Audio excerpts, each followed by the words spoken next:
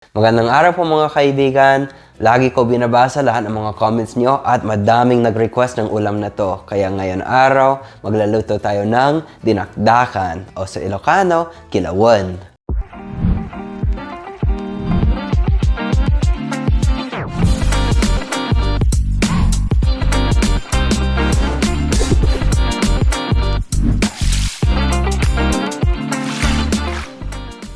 Ito ang ating mga ingredients na gagamitin natin sa kilawon.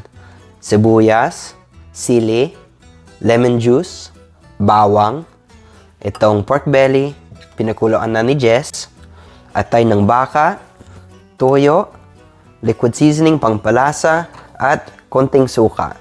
At gusto ko konting maanghang, kaya ang gagamitin natin itong artom. At sa mga Ilocano, lahat ng mga ingredients na to, kilawon na yan.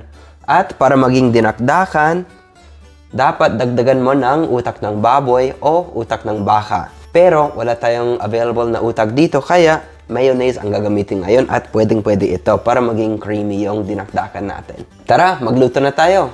Ang gusto kong dinakdakan is lasang-lasang probinsya, kaya star margarine ang gagamitin natin ngayon. Pero kahit anong mantika naman pwedeng gamitin. Ilalagay din natin yung bawang. Tapos, konting sibuyas lang pang pagmisa.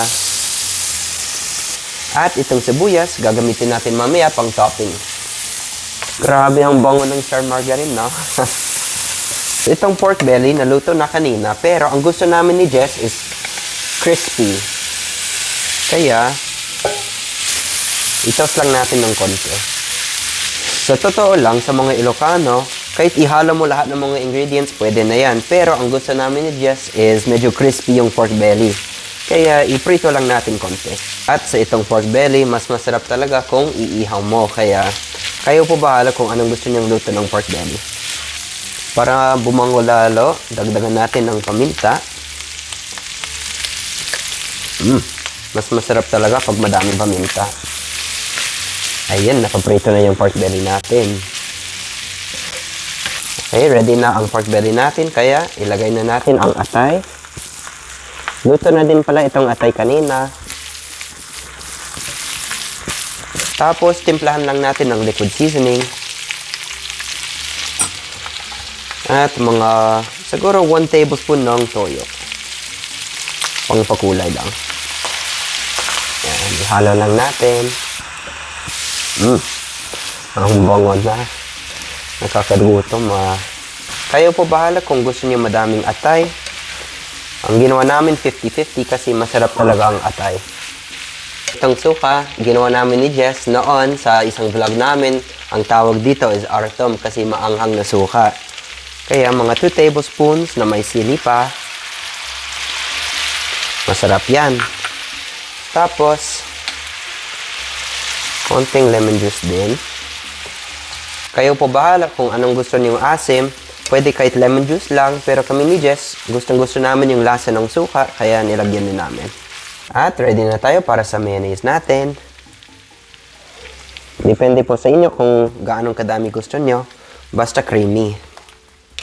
Hinalo ko na ng maigi, nakikita nyo super creamy na siya, kaya ang last step natin, itong sibuyas at sili. Yan, at gusto ko madaming sibuyas. Ganyan. Grabe. Ito na ang huling halo natin. Tapos, kain na tayo. Taste test muna tayo bago natin tawagin si Jess.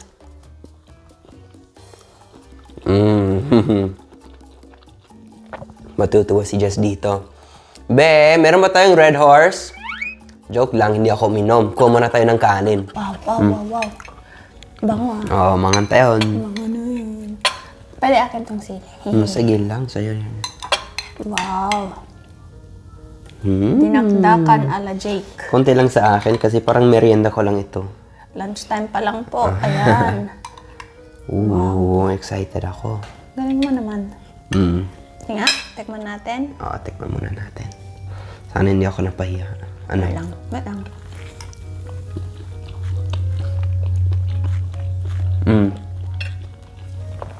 Nagimas? Sinipon ako agad. Maanghang. No? Wow. Kasi madaming sili. Tapos, Nilagyan ko pa ng artam. Oh, yung maanghang na. Kaya maanghang. Wow. Sarap. Hindi ba sobra sa anghang? Oh no. Perfect sa akin man. Pang-clear ng sinus. Mm. Wow. Ang sarap naman. Wow. Okay. Pati ako nagulat.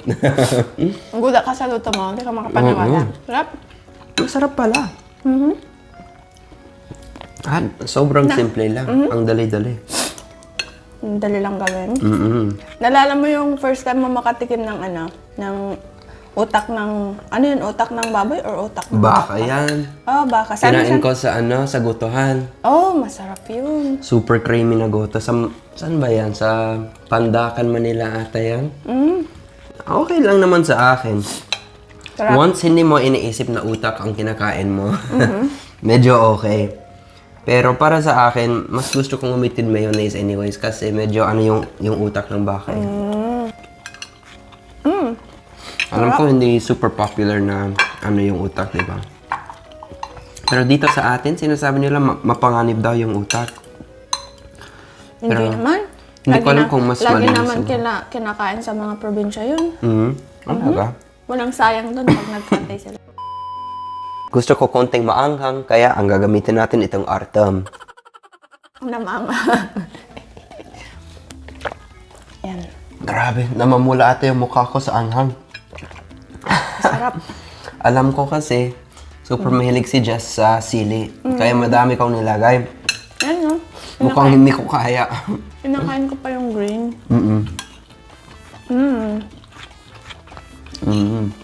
Sa probinsya, pag may mga handaan, tapos nagkatay sila ng baboy.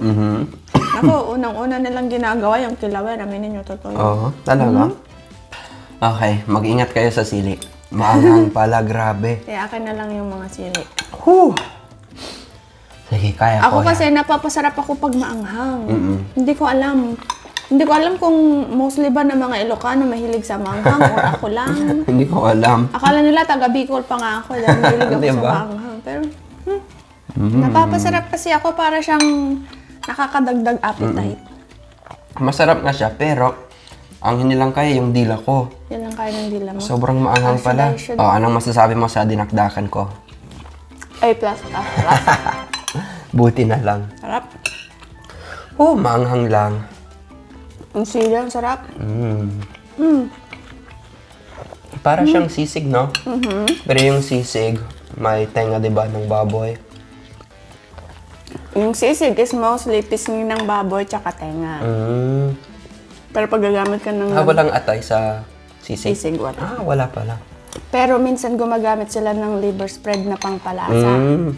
Yun lang. Pero wala siyang ano. Yan siguro iniisip ko. Pag gagamitan mo siya ng laman loob, ganito, konting meat, yun yung tinaktak. Ganito, ang sarap. Wow. Tama ka kanina nung sinabi mong pag walang mayonnaise, kilawan. Pero pag may mayonnaise or utak, yun ang dinakdakan. Dinakdakan. Sarap. Noon, bago kami ni Jess, hindi ako kumakain ng atay. Hindi ako mahilig. Hindi ko alam kung kailan yan nagbago. Since sa tanong nagluto ako ng yung deep fried, yung breaded. Oo nga. Yan, pag di nyo pa na-try yung beef liver, ikat lang ng maninipis, ibabad mo siya like 30 minutes sa buttermilk, tapos lagyan mo lang ng breading and breadcrumbs, prito mo siya. Ano yan, Jiro? Halika. Gutom ka, You Jiro. wanna eat? You wanna try? Halika. Pasensya na kayo, pinapawisan na ako. Baka namamulan na yung mukha ko sa sobrang anghang. Pero, hindi po kayo magsasisi kung itatry nyo ang recipe na to. Mag-ingat lang po kayo sa sili. At huwag po kalimutan mag-comment kung paano yung dinakdakan sa lugar nyo. Maraming salamat po sa panonood. Ingat po kayo. Paalam.